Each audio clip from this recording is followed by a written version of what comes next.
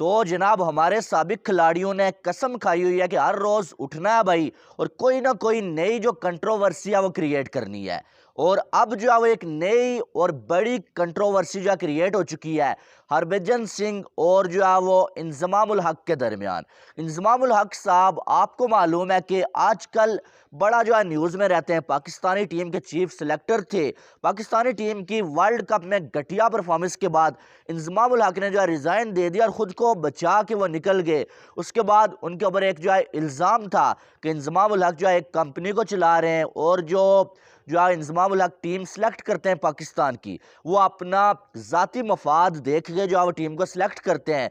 जिसके बाद जो है पीसीबी ने एक कमेटी बनाई हुई है जो इंजमामुल हक के हवाले से जो इन्वेस्टिगेट कर रही है। ठीक है, अब अगर देखा जाए तो हरभजन सिंह ने जो है ट्वीट किया है इंजमामुल हक के हवाले से, और हरभजन सिंह आपको मालूम है कि अपने गुस्से की वजह से जो है जाने जाते हैं और आज बड़े गुस्से में नजर आए भाई साहब। और इस पर मैं अपनी राय तो बाद में दूंगा, पहले आपको बता देता हूं कि असल में हुआ क्या। अब हरभजन सिंह ने जो ट्वीट किया पहले वो आपको मैं पढ़ के बताता हूं। ठीक है, हरभजन सिंह ने लिखा है कि ये कौन सा नशा पीकर बात कर रहा है। I am proud Indian and proud Sikh.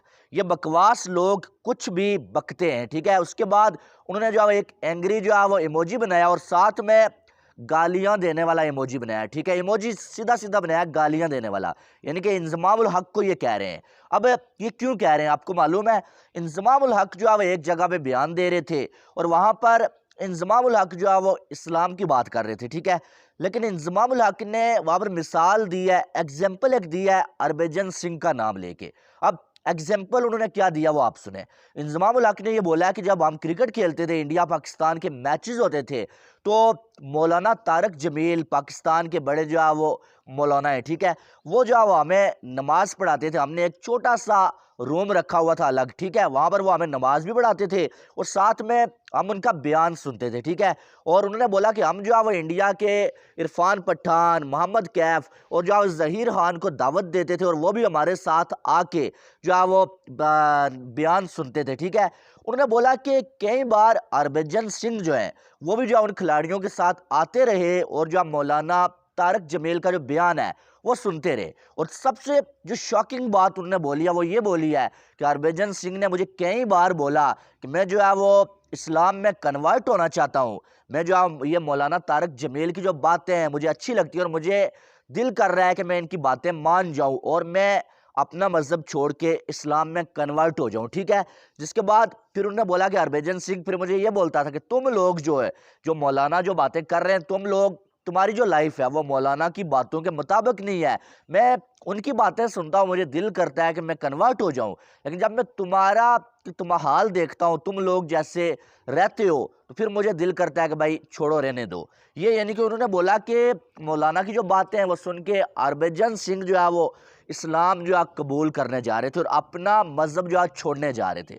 यानी कि ये बड़ी संगीन बात है। ठीक है, अब हरभजन सिंह को तब पता चला जब जो है सिख कम्युनिटी के जो लोग हैं उन्होंने जो है ये ट्रेंड चलाया कि क्या वाकई में हरभजन सिंह जो है वो कन्वर्ट होने जा रहे थे, और फिर इंडिया में भी कुछ लोगों ने ये चलाया। तो जिसके बाद हरभजन सिंह जो है बहुत ज्यादा गुस्से में नजर आए, उन्होंने ट्वीट किया और उन्होंने बोला कि ये कौन सा नशा करके बात कर रहा है, और जो है ये बकवास किस्म के लोग मुंह से बकवास करते हैं और साथ में गालियों वाला इमोजी जो है वो हरभजन सिंह ने बनाया। ठीक है, अब आपको मालूम है कि इंजमामुल हक बड़ी रिस्पेक्ट है इनकी। ठीक है, लेजेंड है ये, आपको मालूम है क्रिकेट इन्होंने बहुत अच्छा खेला, लेकिन जब से ये रिटायर हुए हैं ना तो इनकी ऐसी चीजें हो गई कि जिनको देख के लगता रहता है कि यार कहीं ये अपनी जो रिस्पेक्ट है ना वो जो है वो खो रहे हैं। अब देखें जब चीफ सिलेक्टर बन के इन्होंने जो किया, वो जो कंपनी निकली, उसके बाद लोगों का एतमाद इनके ऊपर से उठ गया। अब हरभजन सिंह को मैंने कई बार मैंने कमेंट्री में उनको सुना है इंजी भाई कहते हुए, यानी कि बड़ी रिस्पेक्ट के साथ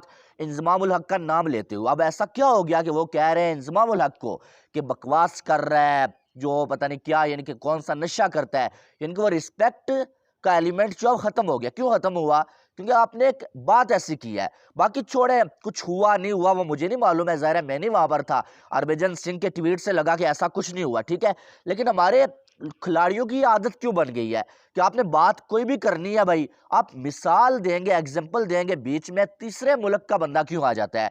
कल अब्दुल रज़ाक ने एक बड़ी घटिया बात की है, वो बाबर आजम की कैप्टेंसी पे बात कर रहे थे और उन्होंने एग्जाम्पल दी, वो भी एक शादीशुदा औरत के नाम से जो इंडिया में बैठी हुई है, ऐश्वर्या राय। ठीक है, बड़ी घटिया किस्म की जो आप बातें अब्दुल रज़ाक ने की, जिसके बाद हमने भी वीडियो बनाई, बाकी सब बहुत सारे लोगों ने वीडियोस बनाई और उसके प्रेशर से अब्दुल रज़ाक ने अब माफ़ी मांगी है। ठीक है, लेकिन माफ़ी मांगने के बाद में क्या फ़ायदा जब आपने अपनी गंदी सोच जो ज़ाहिर कर दी है, मिलियंस में लोगों ने आपकी वो वीडियो देखी। तो अब इंजमाम उल हक की ये वीडियो वायरल हो रही है, वो भी बात कहीं हो रही थी, एग्जाम्पल दे रहे थे वो, और बीच में एक तीसरे मुल्क का बंदा हरभजन सिंह को लेके आ गए। आपने ये नहीं सोचा कि भाई मैं ये जो बात कर रहा हूं इसके बाद कितनी बड़ी कंट्रोवर्सी जो जन्म लेगी।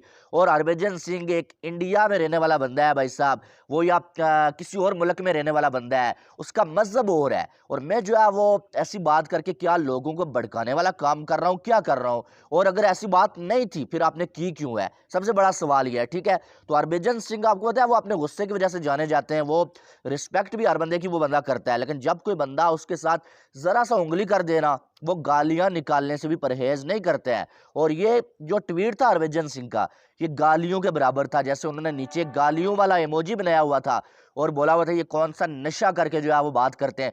और आपको अगर इंजमाम उल हक की वीडियो देखनी है, वो आप जाके ट्विटर के ऊपर जो है, एक्स के ऊपर जाके देख सकते हैं, वीडियो में लगा नहीं सकता, कॉपीराइट स्ट्राइक आ जाती है।